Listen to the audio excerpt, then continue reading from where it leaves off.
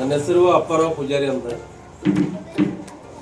ನಮ್ಮ ಮನೆತನದಲ್ಲಿ ಗಂಡಮಾಲಿ ರೋಗಕ್ಕೆ ಒಂದು ಚಿಕಿತ್ಸೆಯನ್ನು ಕೊಡಲಾಗ್ತದೆ. ನಮ್ಮಪ್ಪ ಚುಚ್ಚಿದ್ರು ನಾನು ಚಿಕ್ಕವನಿರಬೇಕಾದ್ರೆ. ನಮ್ಮ ಅಪ್ಪನ ಕೈಯಲ್ಲಿ ನಾನು ಕಲ್ತಿದ್ದು. ಆವಾಗಲೇ ನಾನು ಚಿಕ್ಕವನಿರ್ಬೇಕಂತಂದ್ರೆ ಚುಚ್ತಾ ಬಂದಿದ್ದೇನೆ. ನಮ್ಮ ಅಮ್ಮ ಚುಚ್ತಾರೆ. ಈಗ ನಾನು ಹೊರಗಡೆ ಒಂದು ಸ್ವಲ್ಪ ತಿರುಗಾಟದಲ್ಲಿ ಇರ್ತೇನೆ, ಹಾಗಾಗಿ ಮನೆಗೆ ಅಮ್ಮ ಜಾಸ್ತಿ ಇರ್ತಾರೆ. ಅಮ್ಮ ಚುಚ್ತಾರೆ. ಅವ್ರು ಇಲ್ಲದೆ ಇದ್ದಾಗ ಆಯಿತು ಅಥವಾ ಅವ್ರಿಗೆ ಆಗದೆ ಇದ್ದಾಗ ನಾನು ಚುಚ್ತಾ ಇರ್ತೀನಿ. ಗಂಡಮಾಲಿ ಅಂದರೆ ಇದು ಶರೀರದಲ್ಲಿ ಗಂಟುಗಳಾಗ್ತದೆ, ತಲೆಯಲ್ಲಿ ನೋವಾಗ್ತದೆ, ಕೈಕಾಲು ಅಥವಾ ಬೆನ್ನು ಜಗ್ಗಿ ಬರ್ತದೆ, ಸುಸ್ತಾಗ್ತದೆ. ಎಷ್ಟೋ ಡಾಕ್ಟರ್ ಕಡೆ ಹೋಗಿ ಅದಕ್ಕೆ ಚಿಕಿತ್ಸೆ ಕೊಟ್ಟು ಆಪರೇಷನ್ ಮಾಡಿಕೊಂಡು 1 ಗಂಟೆ ತೆಗೆದಾಗ ಮತ್ತೆ ಬೇರೆ ಕಡೆ ಹೇಳ್ತದೆ.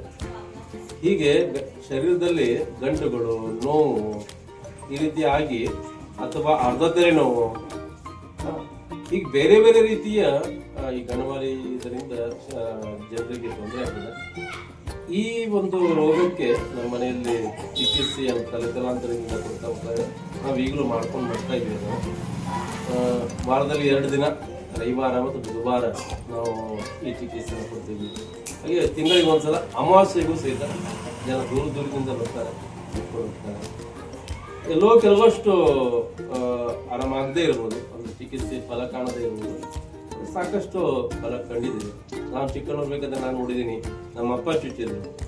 ಒಬ್ರಿಗೆ ಶರೀರದಲ್ಲಿ ಎಲ್ಲ ಕಡೆನೂ ಗಂಟು ಕಾಣಿಸ್ತಿತ್ತು, ಇಡೀ ಕೈ, ಎದೆ ಮೇಲೆ, ಮುಖಕ್ಕೆ.